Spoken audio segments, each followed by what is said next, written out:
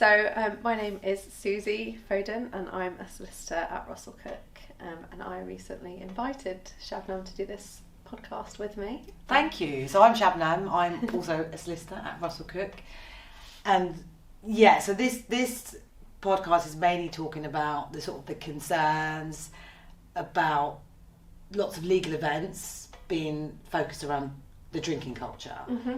And I think it's fair to say this conversation's been going on for a while, because when I was looking into this and been writing about it more, I found out that it's been 10, 20 years people have written about what are the negatives of having that heavy focus on alcohol. But the real reason for us was to do with a LinkedIn post that I put up in the summer, and it was off the back of a few work-related events where it was just astounding how little effort had gone into catering for people that didn't drink. And I don't drink.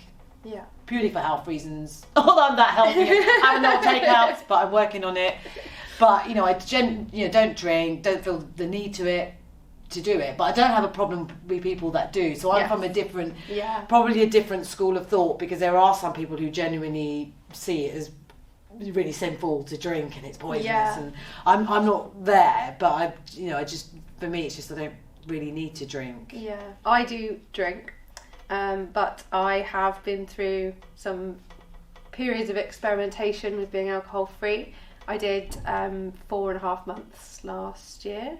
Started off as a dry January and just rolled on a bit. So is that what started you doing it, the dry January? Yes, pretty much. So I've done dry January for a while, and then dry January happened last year during lockdown, and I wasn't going to the pub or anything anyway, so once I started doing it, it was quite easy to just keep going with it. And while I was doing that, I was reading quite a lot of literature about alcohol, finding out more about it and how actually quite scary the facts are. Yeah, so do you want to share some of the facts? Because we were talking about this before, and yes, so it's something I've been looking into a bit more as well. So you had some facts that you wanted to share. Yeah, so one of the books which I found really helpful is by Professor David Nutt, who used to be Chief Advisor on drugs misuse to the government. Oh wow, okay. And he's also a Professor of Neuropharmacology, I believe. Yeah. Neuropsychopharmacology, sorry. And he's a psychiatrist and doctor. So what he says is that the World Health Organization's Global Status Report on Alcohol and Health 2018 said that in 2016 more than 3 million people died as a result of harmful use of alcohol. Wow. And a recent editorial in the British Medical Journal sums up how, like tobacco, alcohol kills some users slowly through the diseases it causes. Unlike tobacco, alcohol also kills quickly through injury and poisoning. So you have these long-term effects, cancer and cardiovascular disease, which are big killers as a result of alcohol. And a lot of people don't think of alcohol as being carcinogenic like we do smoking, but it very much we're not is. quite there yet, are we? Yeah. I think it's changing. So I think for me, my background is when I was kind of coming into law in my early 20s and everything, drinking culture was really quite heavy, and it was kind of like the way to get in, meet other people, meet other lawyers, and it was a great way to sort of like boost your own standing, and increase your network, I suppose. Yeah. But I think, like you say, with texts like that, we're kind of beginning to realise more about the negative effects of alcohol. Yeah. And I think for me, so what spurred this for me personally with yourself and sort of my recent sort of ranting about alcohol and why I think that we've probably focused too much on alcohol in legal events is in the summer I put a post up on LinkedIn, and it was off the back of sort of like 3 or 4 events that I'd been to over like a 2-3 week period, so it was quite condensed. And one of them was great. It was a Russell-Cooke event actually outside. It was really good. They had lots of there was a mocktail bar, and the food was quite varied, so that was quite good. But there were 2 other events all pretty much close to each other, and at one of those events it was an expensive awards event, so we paying to go to this awards event for a meal. The tables were like flowing with wine, and the reception had sort of wine as you come in, prosecco and all of that. And I don't drink, but just lifestyle choice, nothing particularly serious, or there's no sort of backstory necessarily. And I had to go out of my way, and I'm probably, a bit more kind of assertive than some people might be. Maybe that's through age and experience. And I had to specifically ask someone, what is the alcohol-free option? Yes. And the same thing, and at this event, you kind of like, people sort of look and that person's not drinking. And I had to go away from where the dinner was, go to the bar and pay for a soft drink. Yes, yeah. I didn't say anything because everyone's having fun, but it sort of did stick in my head, and I thought, that's not quite right. We paid like £200-300 for this meal, and I'm still paying for a soft drink, So I thought that was a bit unfair. So that was kind of like parked in my mind. And I think it was a few days later, was at another dinner event, again, legal, work-related, champagne reception, wines flowing, the wine's paired with all the food. They've obviously put a lot of thought into that. Yeah. And I have to, again, ask, what's the alcohol-free option? And it literally was, and I kid you not, water, sparkling or still. So there were two options, but they were both water. Yeah. And I was actually quite annoyed by that. Yeah. And I did speak to other people during that event, and a lot of people were surprised. Yeah. And then I put the post up on LinkedIn the next day, and I was really shocked by how much traction it got. And it made me realise just what a huge issue it is. Yeah, and something that's not really openly discussed. Yeah, and not just in the legal industry. Yeah. I had people commented on my post who were in the finance industry, in marketing or retail, and they had the same problem. Yes. And, we've spoken about this quite a lot since then, and I think the firm has as well, and we're working really hard, aren't we, as Russell-Cooke, to try to make sure that we are improving as well. And it was just, it was just really shocking because, we've said this before, the number of people that don't drink is getting, I don't know if statistically if this is right, but it seems like it's getting greater, doesn't it? With younger generations, I think so. And there's such a range as well of people that maybe don't drink at all, like yourself, or people that very much just want to drink one or two, they know their limit and that's what they do. There's people at the other end of the spectrum, quite a lot of people who suffer from very, really serious, problems with alcohol. And then there's everyone that's in between who probably tries to moderate, sometimes does that very well and sometimes doesn't do that so well. And it's not really considering those people when you place barriers in front of people so that it's really hard for them to turn down an alcoholic drink. You're not really thinking about that it might take a lot of willpower for some people to say no. Well, yeah, you're absolutely right. There's that peer pressure element, isn't it? And it's almost like being back at school where, you've got the whole thing of like, just do it, and you've got that pressure there, and you're in an adult environment and you still have that pressure. I remember one of the events when I mentioned to someone I wasn't drinking, they almost looked at me as if I was weird. Yes. And he basically said, "Oh, go on, have one." Yeah. And he more or less said, it's boring not to drink. Yeah. And it was really quite shocking. Yeah, I've definitely had that before when I've been at networking events and I've been questioned. And you do feel it's really uncomfortable having to justify why you're not doing something in a way that if it was smoking, for example, you wouldn't be saying, if someone told you that they just quit smoking, you go, congratulations, that's really good, keep it up. You wouldn't be like, oh no, just go on, just have one and try and make it's not the same, exactly. And there are so many risks to consider. I think particularly for young people, trainees and paralegals that are just coming into the profession and going to have a lot of anxiety. They're maybe not the most confident people. And they'll be pushed by other people to be, to get involved and to drink more than they want to and more often. I think so, and I think I do feel for a lot of the younger sort of lawyers coming through now, especially like you said, there is quite a focus on it when you go out. Yeah. So you're instantly put on the spot, and you feel like a lot of people feel like if I don't drink, I'm going to feel left out. Yes. And it is really true, isn't it? Because if you don't drink, you might miss out on those opportunities. So you might think, well, actually, I won't go to that drinks reception, or I won't go to that trainees event where they're all going to the pub, basically, or something like that. Yeah. And it can have quite long-lasting effects, which really frightens me. That it's so non-inclusive. Yes. Because you've got people that might not go to these events because they feel uncomfortable, or they don't want to have that pressure to drink. And those people are potentially going to miss out on making friends, forming friendships with colleagues and peers and solicitors and people from other firms and that sort of thing. But also it takes you out of that networking, so it potentially stops your network from growing. Yes.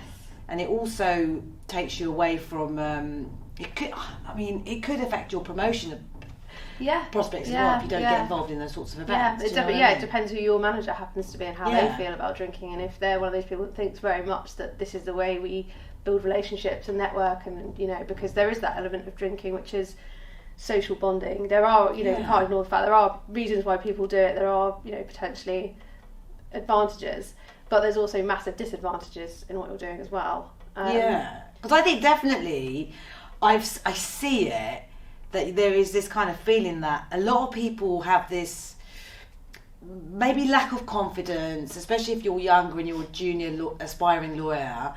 It's this whole Dutch courage thing, whereas if I go out, I need to have a drink in order to talk to someone. But what I really think, and I'm sort of trying to push this generally, is that we should probably start teaching people networking skills at a much younger age to show that we actually don't need without alcohol. Exactly.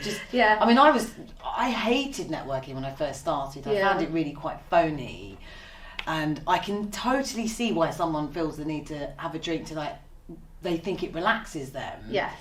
But really, if you start learning at GCSE level, A level, college, whatever, these are the ways to network, and maybe just give you tips and things like that. I mean, how was it for you when you started out, would you say? Yeah, I mean, I definitely, when I started, it was like, because I wasn't being mindful about it at all, and I hadn't, been on this sort of journey with researching what I'm actually doing when I'm drinking, to my body and mental health and all those things. The default was just to say yes if you were asked for a drink, then you would just accept the glass of wine that was being given to you without really thinking anything about it. I've gone to quite a few networking events sober. It's actually fine. Like it's scary, initially, I suppose, and awkward when you have those questions about, well, why are you doing that? Or go on, just have one, and all the rest of it. But actually, after a few drinks in, I think it switches, and you start noticing a lot more other people of how alcohol's affecting them, and thinking, I'm quite glad that I'm not doing what I'm doing. because it doesn't take very much. You're under the legal driving limit, but it's still affecting your judgment. Even, you have one drink and it's already started to shut down your frontal cortex where you're making decisions. And it's so easy for someone to just say something they didn't really want to say, overshare, or do something inappropriate. Well, this is a big thing, and we read about it when we get, the disciplinary tribunal. Exactly. You'll hear stories about someone's made an inappropriate comment, and I've spoken to other lawyers about it, and there are people out there that they'll drink, like generally in their life they'll have a drink, but they don't want to have to necessarily drink at a work event. And they quite like the idea of not. And exactly as you said, there is that element of pressure. And the other thing that kind of is a bit scary is that with a lot of these events, people are driving home or they're cycling home. And you could potentially have law firms, legal places, all kinds of professional places out there having events where you've got some people that are actually going home when they're, like you said, when they're over the limit. Particularly women's safety has been really highlighted 100%. The last few years, and I'm sometimes thinking when I'm going home, I'm like, gosh, if I wasn't sober after this networking event, and I'd had quite a few, and it's late at night and you're on your own trying to get back, that's potentially a really dangerous situation. Not that obviously it's right that it should be for the woman to go home whatever state. You should go to walk down the street in whatever state, you really. Should, but you're absolutely right. You are more vulnerable, aren't you? It's just it's this horrible, sad reality. Yes, exactly. Yeah. But I just think, for me, it's just that it is just so scarily non-inclusive. Yes. And in a time when EDI is such a big issue, and with Russell-Cooke we've got the EDI committee, and we do quite a lot. We've got the wellbeing committee, and obviously you and I are both involved in that as well. I think it's really important that we have this conversation and we carry on this conversation. Because, like I said, there's people that don't. I mean, a lot of people just assume people don't drink because they're Muslim or it's a religious thing, but that's just one there's sector. So many different reasons. I mean, there are people that don't drink for fertility reasons, or they are pregnant. health reasons. They might have a family illness. history of addiction. Exactly. Yeah. You know, it could be as simple as a lifestyle choice. Yeah. You know, that's for me. That's the main reason. I don't really need it. People think I'm a bit drunk anyway when I'm out because I'm just naturally quite mad. But but I think if you're if you're having an event that is purely kind of like the drink is a sort of central part of it, I just think you need to think a little bit more as event organisers and law firms. What else can we be doing? And I'm not just here sort of moaning about it. I'm genuinely saying, like I said before, I'm thinking of solutions as well, ways to tackle it. So that's why I definitely think start teaching people networking skills. Yeah, because it's about building confidence. And, exactly. Yeah. And also just things like encouraging people to be more assertive so that you don't need to have a drink to give you that little bit of a boost that you think it's giving you. And I think, and also I would say just firms need to be a bit more, make more effort when you're organising events, you know, whether it's for internal, external. There are so many alcohol-free drinks out there, lots of mocktails. I mean, when I put my post up, a friend of mine who's, was really good actually. He saw my post and sent me some mocktails. So I was like, bonus, this is pretty good. They were like, you know, there was like mojitos and all that sort of stuff in there. And it was really, really nice. Yeah, it's like a massive up-and-coming market for alcohol-free alternatives. And if someone says, oh, well, you should just have an orange juice or water, they don't understand because it's about being more inclusive and feeling like you're a part of you know, what's going on. And also just the drink is kind of like a reward at the end of the working day. So you want to have something nice, not just like another cup of water that you've been drinking all day, because that doesn't really separate it from, you know, the day into the evening. I think so. I think it just sort of worries me that people feel like it's just you feel like you need it in order to it's quite dangerous way. And like you said, that, you know, we don't really give enough attention to the medical harm that it's doing. And I mean, people go so far as to say it's like on a par as being a narcotic, you know. Well, I mean, it absolutely is a drug. It is a psychoactive drug. Yeah. It's, if it came out today, I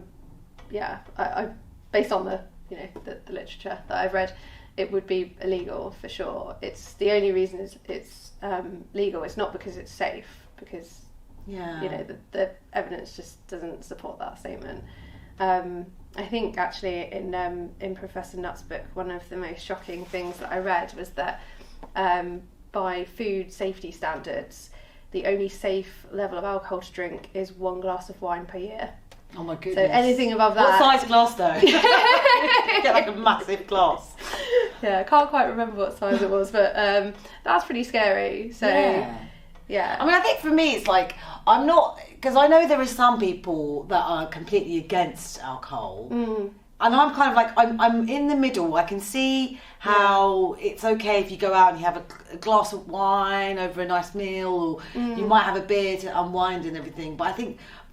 So I don't have an issue with alcohol, full stop. Yeah.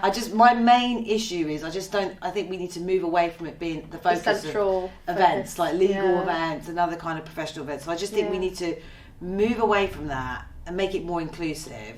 Especially because also if someone is going to be drinking, then these networking events usually take place immediately after work, and no one's eaten dinner, and that is just kind of a recipe for disaster. Exactly. So it's not good. But yeah, I've found from the events that I've been to when I've not been drinking that anything that has an activity is so much better, because that is the focus and that is the subject of discussion, and the activity is not drinking. The activity. Well, yeah, because we did.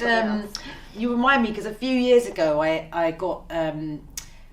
I think it was through LinkedIn or something, I got in touch with these with a set of chambers, and the idea was we'd do some networking and see how we can help each other. And when I met up with a couple of the clerks who worked at the chambers, and they sort of initially started with, should we just meet up for a drinks? Yeah. And I said, look, to be honest, that sounds a bit boring, and can we do an activity so it's not the drink isn't the focus, but if people want to have a drink, they can then do that's that. fine. Yeah. And we ended up doing what was it? We went to ping pong in town in London, and it was really good fun. Yeah. So there was like the ping pong tables. We had an area reserved. And they arranged it actually, which was really nice. We just rocked up. Our team just rocked up. But they had buckets of beer bottles, they had lots of soft drinks, they had lots of different kinds of food. And people were drinking, but nobody got totally, you know, out of it, for want of a better phrase. And people it was just like a mild level, people were enjoying themselves. Yeah. And that was, for me, like, quite good. You kind of, like, catering for everybody at an event like that. Yeah. Because also, it wasn't a pub venue. Yeah. Because that is the other thing. I met a vacation scheme student a while ago who was on a vacation scheme, obviously, and she said, she got in touch with me and said one of the things that she noticed about this vacation scheme that she was on is that, so I should add, she's practicing Muslim, so she had the whole outfit, covered her head, everything, so she was quite strict Muslim, and she said every day the trainees, the vacation students, would go to the pub at lunchtime, they go to the pub after work, and she felt like she wasn't really getting to know them over that week. Yeah. And I felt really sad because she was really young and just starting out. Yeah. So she was actually quite shy, and she was saying, I'm not sure how to approach them because I really like the other students, but I don't really feel comfortable going to a pub or a bar. Yeah. And even the firm where it was, their social event was a drinks, you know, so she kind of missed out on a few things. And one of the things she said was just the idea of going into a pub wasn't, you know. And what was really quite sweet was not only did she say she would feel uncomfortable going to a pub environment, like with all the scarf and the whole outfit, she didn't want other people to feel uncomfortable. So she was actually really quite considerate. And I gave her a bit of guidance and just said, you know, maybe speak to the students and see if there's somewhere else that you can go for lunch. Yeah. You know, like a restaurant or something, or just one of those foodie places where if you want to grab a beer over your burger, you can. But it's not the central thing. Do you know what I mean? Yes, yeah, definitely. Yeah, so it's something to, I think, for anyone that's managing people and organising these events to think about, to mix it up a bit and not just go to the standard drinks in a pub for your, every event. Well, and it's like, there's, again, not just moaning about it, but being solution orientated as well. It's, like you said, there's other activities you can do. Yeah. So we've done the ping pong. What were the other? Someone mentioned an idea of like going to an escape room. Yeah. I don't know how fun that would be. I know some people really get stressed out. You might have been probably not great for your anxiety, But there are what other events are there? There's ping pong. There's loads of mini golf, paintballing. Yeah. There was another place I went to as well with some friends a few months ago, and I think I was the only one that wasn't drinking, and everybody else was getting quite merry. It was shuffleboard in Canary Wharf, so I know they've got a few of those. So that was really good. Yeah, it was really good. With sort of like a game element, a competition is good for litigators in particular. Because we were getting a bit competitive when we were playing that. But that was, because you had the scoreboard and everything. Yeah. But that was really, really good fun. Yeah. But definitely, I just think, there's so many other things out there. Yeah. And like mocktails, I think you get some really good ones out there. Yes, definitely, yeah. And I was saying to you before we started recording, I went to, Russell-Cooke had an event last week, and I did post about it on my LinkedIn to sort of say good work. They had, so obviously had the usual Prosecco, I think it was Prosecco. Or was it champagne? It might have been just Prosecco. Or Prosecco, sorry, I don't want to diss Prosecco. But I think it was Prosecco, and there was some wine available. But the alcohol-free drinks, obviously they have elderflower. You always get elderflower. Yeah, that's the new classic. So I was like finding that. But they had 2 gins. And I can't remember the name of the company. I'm not sure if I'm allowed to advertise them anyway.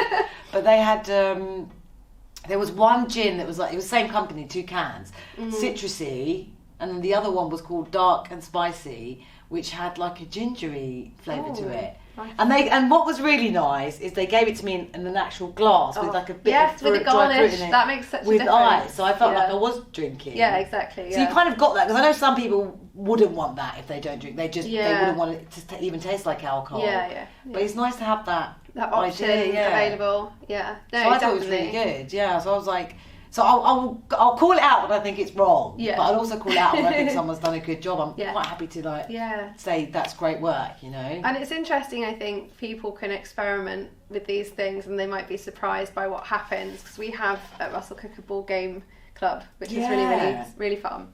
And recently, maybe because of my moaning or general moaning from other people, but we've recently got some really good alcohol-free alternatives, some alcohol-free gin, and alcohol-free prosecco, alcohol-free beer, and some of the more recent events, everyone that would normally be drinking wine has been drinking the alcohol-free prosecco. It just goes to show, if it's there as an option, people actually would prefer it, especially because it's usually on a Wednesday night in the week. So, you know, even though these people might want to drink on a weekend, they don't necessarily want to drink in the week, or they might not want to drink every week, you know. Yeah, exactly.